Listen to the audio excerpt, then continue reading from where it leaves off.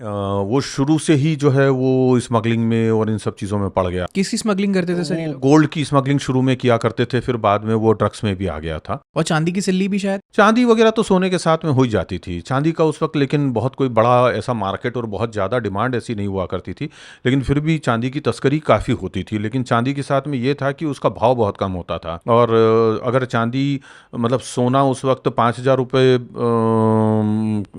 था भाव में, तो चांदी उस वक्त 200-300 रुपये हुआ करती थी। तो इतने बड़े फ़र्क का वो था। और दूसरा ये है कि सोने की एक बिस्किट जो है वो 50 ग्राम की या 100 ग्राम की होती थी, लेकिन चांदी जो आती थी वो 2 किलो 5 किलो की सिल्लियों के रूप में आती थी। अच्छा। तो मतलब उन दोनों चीज़ों के बीच का बड़ा फ़र्क भी था। तो चांदी कम ही लोग करना पसंद करते थे, लेकिन होती थी फिर भी। तो टाइगर मेमन ने ये काम शुरू किए हुए थे, और बाद में वक्त के साथ दाऊद से भी उसकी निस्बत हो गई। और होते होते होते होते वो भी जब वो मुंबई से दाऊद इब्राहिम चला गया, उसके कुछ समय बाद में टाइगर मेमन भी दुबई चला गया। और सर ये टाइगर मेमन तो ब्लास्ट के एक दिन पहले अपनी फैमिली के साथ सारी फ्लाइट्स की टिकट बुक करके दुबई की तरफ रवाना हुए थे। नहीं, वो लोग सब दुबई में ही उन लोगों ने बेस बना रखा था सारा। और वो जाना और वो सब करना एक अलहदा मुद्दा था कि अब परमानेंटली वहाँ जाना है। लेकिन वो ब्लास्ट के तुरंत बाद में तो वो सारे के सारे लोग कराची चले गए थे। पाकिस्तान। हाँ, और उन लोगों की सबकी पहले से प्लानिंग हो चुकी थी कि हम लोग दुबई में भी नहीं रहेंगे, क्योंकि इस कांड के बाद में हमारे लिए तो हिंदुस्तान कुछ भी करने के लिए तैयार हो जाएगा, और हो सकता है कि दुबई में आकर के असैसिनेट भी करवा दे, मरवा भी दे। तो वो लोग वो पहले ही सब लोग जो है वो कराची निकल गए थे। खैर, मतलब उसमें ये हुआ था। और टाइगर मेमन जो है असल में ये प्लान उस खुद के दिमाग का नहीं था, और दाऊद इब्राहिम का इन्वॉल्वमेंट जो है बहुत बाद में आया था बॉम्ब लेकिन ब्लास्ट था में। इन्वॉल्वमेंट? हाँ, था। वो लेकिन तो डिनाई करते हुए आए हैं। हाँ, क्यों क्यों डिनाई करते आए हैं और क्यों था और कितना था, वो मैं आपको बताता हूँ। बिल्कुल। दाऊद इब्राहिम का सिर्फ इन्वॉल्वमेंट इतना रहा है कि उसने कहा कि ठीक है, ये कर लो। रजामंदी देने का काम था। मंजूरी दी। मंजूरी दी। अगर वो मंजूरी नहीं देता तो ये ब्लास्ट नहीं होता, ये तय था। और उनको इतना कॉन्सिक्वेंसेस डिवेस्टेशन पता थे? बिल्कुल पता थे।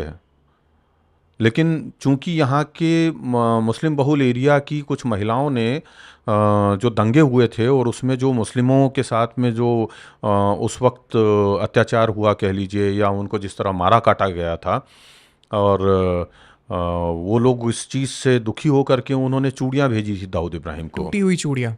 टूटी हुई कह लीजिए या चूड़ियाँ भेजी थी, ऐसा कुछ कहीं पुख्ता तौर पे मिलता नहीं है कि टूटी चूड़ियाँ भेजी थी।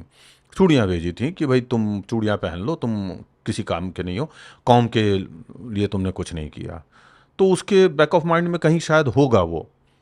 तो आईएसआई ने जो है इस चीज़ का फ़ायदा उठा करके और यहाँ पर एक बड़ा डिवेस्टेशन करने का, डिस्टेबलाइज करने का गवर्नमेंट को प्लान तैयार किया।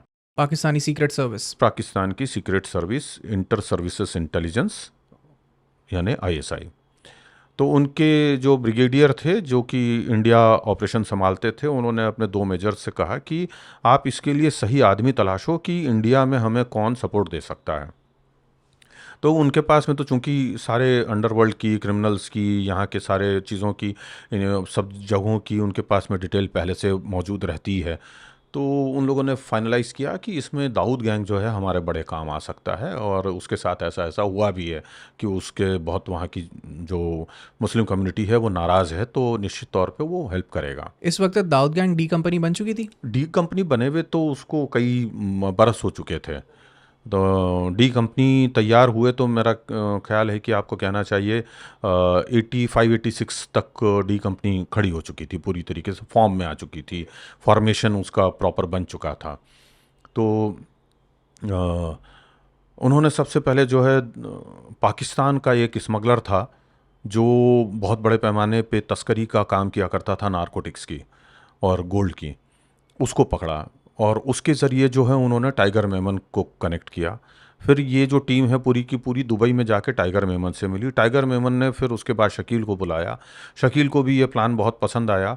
फिर उस शकील से आपका मतलब है छोटा शकील? छोटा शकील, ओके। वहाँ पे 2-3 शकील हैं, एक लंबू शकील भी है, एक और शकील है, लेकिन ये मैं छोटा शकील की बात कर रहा हूँ। जो कि एक तरीके से राइट हैंड है दाऊद इब्राहिम का। दाऊद इब्राहिम का बाद में राइट हैंड बना, तब तक तो उसका राइट हैंड मैन या उसका ब्रेन जो है वो छोटा राजन ही हुआ करता था। तो वो जो है मिले, उन लोगों ने काफ़ी सारी डिस्कशंस कर ली, प्लान तैयार कर लिया कि क्या क्या करना है, कैसे करना है।